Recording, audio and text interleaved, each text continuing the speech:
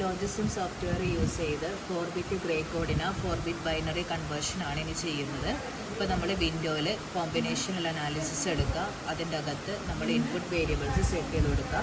Input വേരിയബിൾസിൽ നമ്മൾ കൊടുക്കുന്നതാണ് G1, G2, G3, G4 4 input variables set ചെയ്ത് കൊടുത്തു.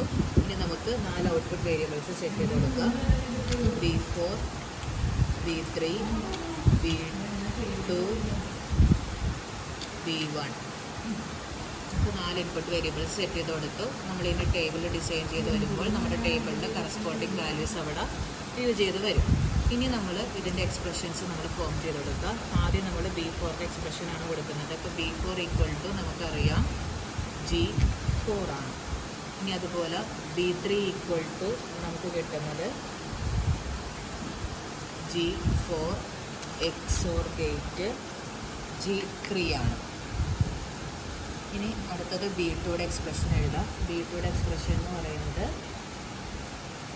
D3 XOR G2 ആണ്.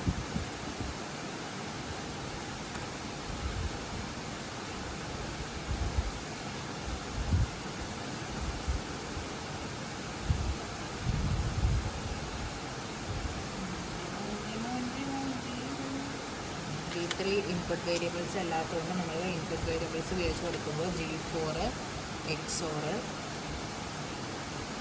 G3, G4 XOR G3 XOR G2 കൊടുക്കാം. ഇനി അടുത്തത് B1ലും ഇൻപുട്ട് വേരിയബിൾസ് ആണ് സെറ്റ് ചെയ്യുന്നത്.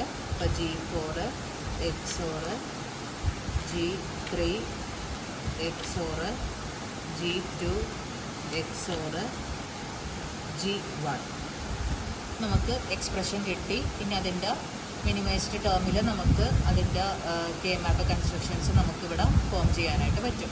ഇനി നമ്മൾ സർക്യൂട്ട് ബിൽഡ് ചെയ്യുക. സർക്യൂട്ടിന് പേര് കൊടുക്കുക. Gray to binary 2 input variables ആണ് നമ്മളിവിടെ യൂസ് ചെയ്തിരിക്കുന്നത്. ഓക്കെ കൊടുക്കുക. അപ്പോൾ നമ്മുടെ സർക്യൂട്ട് ഇവിടെ ബിൽഡ് ചെയ്ത് വരും. അപ്പം ഇങ്ങനെ വെച്ചിട്ടാണ് നമ്മൾ എന്ത് ചെയ്യണത്, ട്രാക്ക് ചെയ്യുന്നത്. അപ്പോൾ ഓരോ ഇൻപുട്ട്സ് നമുക്ക് അവിടെ കൊടുക്കണ അനുസരിച്ചിട്ട് നമ്മുടെ കറസ്പോണ്ടിങ് വാല്യൂസ് അവിടെ ജനറേറ്റ് ചെയ്ത് നമുക്ക് കാണാനായിട്ട് പറ്റും.